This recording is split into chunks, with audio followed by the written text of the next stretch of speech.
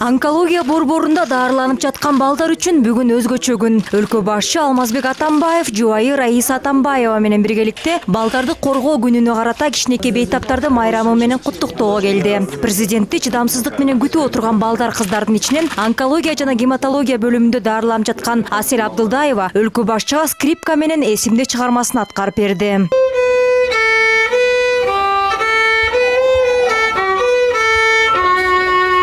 Президент балдардын абалы, аларды даарылоонун шарттары менен таанышты. Мамлекет башчы бейтаптарга оордан сакайып кетүүнү каалап, илдетти жеңүүгө үндөдү. Ушундай эле бүгүнкү майрамы менен куттуктап, ала келген белектерин тапшырды. Дома второй ребенок тоже нашел. Да, уже 14 лет там был инсульт. 8 жаштагы Хатиджа 4 айдан бери онкология борборунда лейкоз оорусунан даарыланып жатат. Ал жарым жыл мектепке барып, анан ден соолугуна байланыштуу окуусун токтотууга аргасыз болгон. Апасынын айтымында ак халатчандар Хатиджаны 2 жыл ичинде толук айыгып кетет деп үмүт беришүүдө. Кичинекей кыз өзү келечекте врач болгусу келет.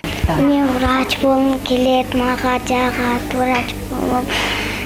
Укка сайган кызыгат мага. Айыктыргым келет балдарды.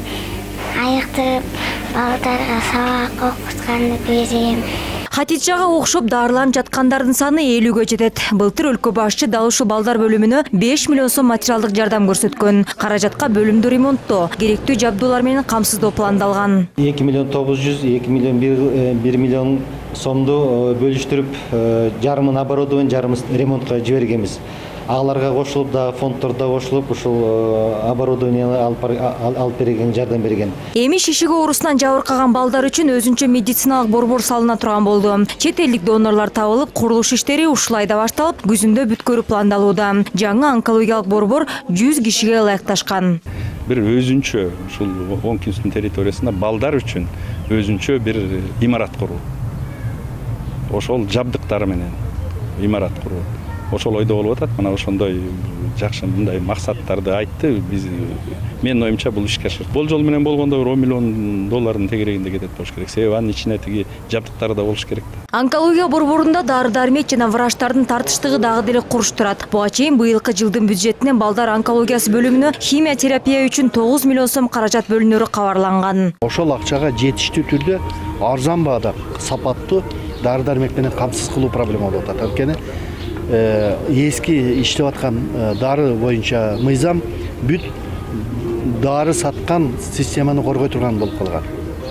Анткени каалаган алып келе албайт. Белгилүү адамдар, белгилүү компаниялар гана алып келет.